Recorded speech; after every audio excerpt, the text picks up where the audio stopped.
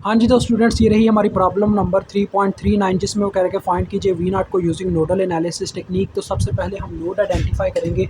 तो बच्चों नोड होता क्या? नोड एक ऐसा पॉइंट होता है जहाँ पे एक से ज़्यादा चीज़ों की वायर अटैच होती है। जहाँ पे 2 चीज़ों की वायर अटैच होती है वो कहलाता है बाइनरी नोड, जहाँ पे 3 चीज़ों की वायर अटैच होती है वो कहलाता है हायर नोड, और जहाँ पे 3 से ज़्यादा चीज़ों की वायर अटैच होती है वहाँ उसको हम कहते हैं सरफेस नोड। ठीक है जी। तो बाइनरी नोड आपने कंसिडर नहीं करना होता क्योंकि वो आपके क्वेश्चन को लंबा करता है, बाकी 2 नोड्स आप कंसिडर करते हो।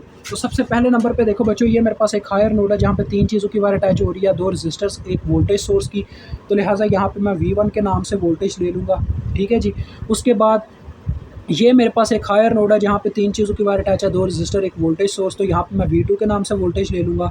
उसके बाद ये मेरे पास एक नोड है जहाँ पे 3 चीज़ों की वायर अटैच है, 2 रेजिस्टर, एक वोल्टेज सोर्स, तो यहाँ पे मैं V3 के नाम से वोल्टेज ले लूँगा। उसके बाद ये मेरे पास एक हायर नोड है, यहाँ पे भी वही सेम कंडीशन, 2 रेजिस्टर, एक वोल्टेज सोर्स। तो इसको करना पड़ेगा हमें ग्राउंड, क्योंकि जब तक एक नोड को ग्राउंड नहीं किया जाएगा तो करंट फ्लो नहीं कर पाएगा। तो एक नोड को ग्राउंड करना ज़रूरी होता है। तो दैट्स वाई हमने इस नोड को ग्राउंड कर दिया। ठीक है जी। अब बात आती है जब 2 वायर्स के दरमियान बच्चों देखो, जब 2 नोड्स के दरमियान सिर्फ एक वोल्टेज सोर्स की वायर मौजूद हो ना, सिर्फ एक वोल्टेज सोर्स लगा हो उसमें, तो वहाँ पे सुपर नोड का कंसेप्ट लगता है। लेकिन अगर ऐसा हो कि उन 2 नोड्स में से किसी एक वोल्टेज की वैल्यू पता हो, यानी कि जो 2 नोड्स के अननोन वोल्टेजेस हैं उनमें से किसी एक की वैल्यू पता हो, तो दूसरे की वैल्यू भी पता चल जाती है बगैर सुपर नोड का कंसेप्ट लगाए। अब यहाँ पे ज़रा गौर कीजिएगा, V2 और 0 वोल्ट के दरमियान यहाँ पे एक वोल्टेज सोर्स तो लगा हुआ है, लेकिन इन दोनों के बीच में जो वोल्टेज सोर्स लगा है, इनमें से एक की वैल्यू मुझे पता है जो कि 0 है, तो लिहाजा मुझे V2 की वैल्यू पता चल जाएगी। अभी इससे पहले मैं ये करना चाहूँगा, V नॉट की इक्वेशन लिखना चाहूँगा। अब देखो यहाँ पे क्या है इस इक्वेशन में, V नॉट बच्चों जो वोल्टेज है अननोन, वो 2 नोड्स के सेंटर में लगे हुए हैं और वो सिर्फ वही लगे हुए हैं, उसके अलावा कुछ नहीं लगा हुआ। जब ऐसा होता है ना तब हम इक्वेशन लिख पाते हैं। ये मैंने आपको प्रीवियस क्वेश्चन से समझा दिया था। तो लिहाजा V नॉट की इक्वेशन लिखी जाएगी, जिस तरफ इसका पॉजिटिव टर्मिनल होगा वो वाले नोड के वोल्टेज प्लस में आ जाएंगे, जिस तरफ नेगेटिव वो वाले नोड के वोल्टेज माइनस में। तो लिहाजा ये इसकी इक्वेशन बन गई। तो ये V3 के इक्वल है, मुझे V3 मालूम करना होगा V नॉट को मालूम करने के लिए। ठीक है जी, मेन ये कंसेप्ट है। अब जो मैं बात कर रहा था V2 को मालूम करने की, देखो माइनस का टर्मिनल है V2 की तरफ तो V2 माइनस में आ गया, प्लस का टर्मिनल है ग्राउंड की तरफ तो ग्राउंड के वोल्टेज प्लस में आ गए, इज इक्वल टू इसकी अपनी वैल्यू आ गई 6। तो लिहाजा देखें यहाँ से V2 की वैल्यू क्या बनेगी, देखो -V2 + 0 -V2 ही मिलेगा, माइनस का साइन दूसरी जानिब शिफ्ट हो जाएगा तो V2 की वैल्यू आ जाएगी -6 वोल्ट। ठीक है जी, ये आपको V2 की वैल्यू मिल गई। अब आपने देखें, आप ज़रा गौर करें, यहाँ पे सुपर नोड का कंसेप्ट लग रहा है V1 और V3 के सेंटर में, क्योंकि ये ऊपर एक वायर है जिसके बीच में सिर्फ एक वोल्टेज सोर्स लगा हुआ है और ये दोनों अननोन वैल्यूज़ हैं V1 और V3। तो दैट्स वाई ये सुपर नोड की इक्वेशन लाजमी बनाएंगे। तो यहाँ पे सुपर नोड की बाउंड्री ड्रा करना हमारे लिए ज़रूरी हो गया।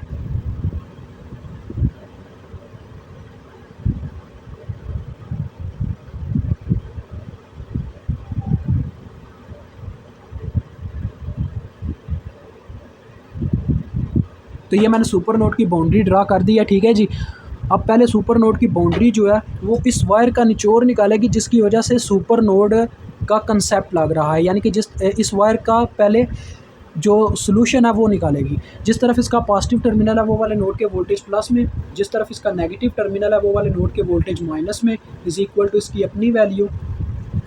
तो ये आपके पास आ गई बच्चों इक्वेशन नंबर 1।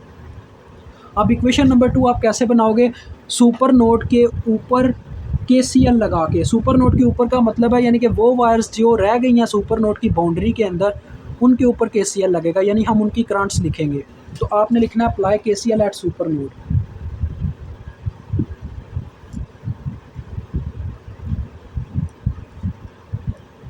तो बच्चों KCL का क्या मतलब है, किरचॉफ करंट लॉ, जो कि कहता है the sum of entering current is equal to sum of leaving current, यानी एक नोड के अंदर जितना करंट एंटर करता है उतना ही लीव करता है। तो लिहाजा हमें इज इक्वल टू की एक साइड पे एंटरिंग करंट्स और एक साइड पे लिविंग करंट्स लिखनी होती है। मैं हमेशा लेफ्ट हैंड साइड पे लिविंग करंट्स लिखता हूँ, आप समझ गए होंगे एंटरिंग करंट्स फिर मैं किस साइड पे लिखता हूँ, राइट हैंड साइड पे। तो जिस वायर की आपको करंट का ना पता हो वहाँ पे आप लिविंग करंट फार्मूला लगा के क्या करोगे, उसकी करंट लिखोगे। अब देखो ये जो सुपर नोड है इसकी बाउंड्री में जितनी भी वायर्स आ रही हैं सबसे पहले वो हम देख लेते हैं कौन कौन सी है। एक ये है, एक ये है, एक ये सेंटर वाली है और दो ये वाली हैं, यानी टोटल 5 वायर्स हैं, जिनमें से एक वायर का निचोड़ तो हम लिख चुके हैं, बाकी की 4 वायर्स की हमने करंट्स अब यहाँ पे लिखनी है। तो मैं यहाँ से स्टार्ट करता हूँ। पहले बच्चों मैं इस वायर की करंट लिखना चाहता हूँ, तो मुझे इस वायर की करंट का नहीं पता, तो मैं यहाँ पर लिविंग करंट फार्मूला लिखूँगा। तो लिविंग करंट फार्मूला बच्चों ओहम्स लॉ से हेल्प लेता है।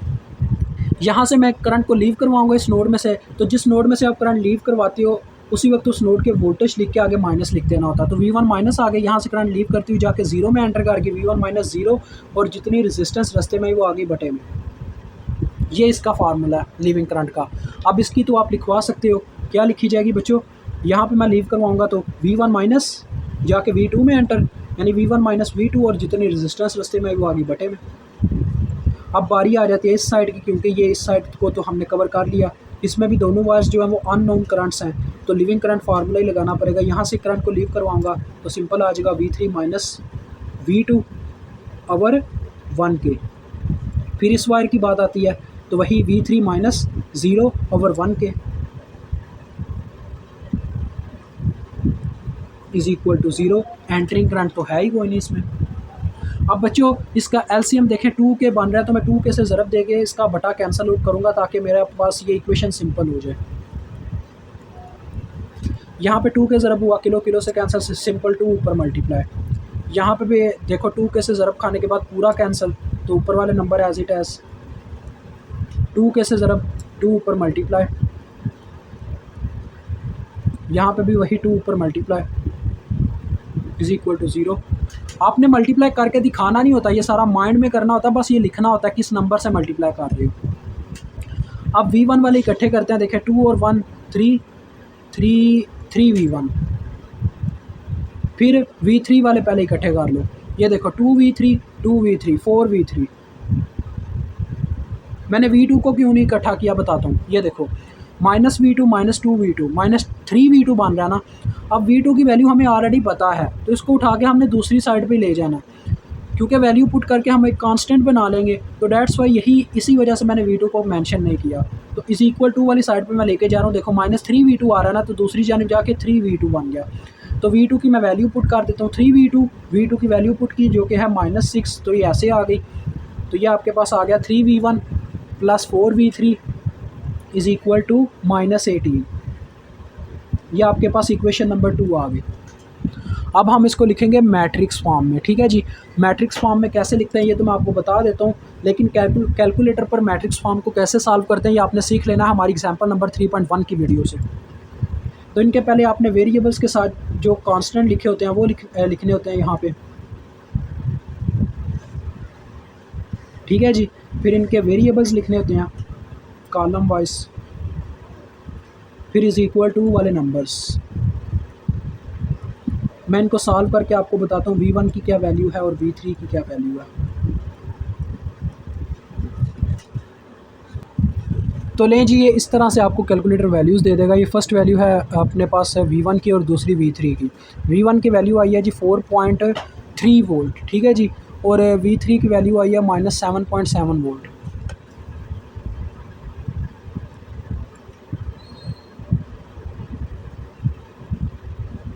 और आपको किसकी वैल्यू चाहिए थी, आपको वैल्यू चाहिए थी V3 की, क्योंकि V0 V3 के इक्वल हैं, तो लिहाजा V3 की वैल्यू यहाँ पे पुट हो गई और आपके पास आंसर आ गया -7.7 वोल्ट V0 का, ठीक है जी। तो यहाँ पे आपका ये क्वेश्चन सॉल्व होता है।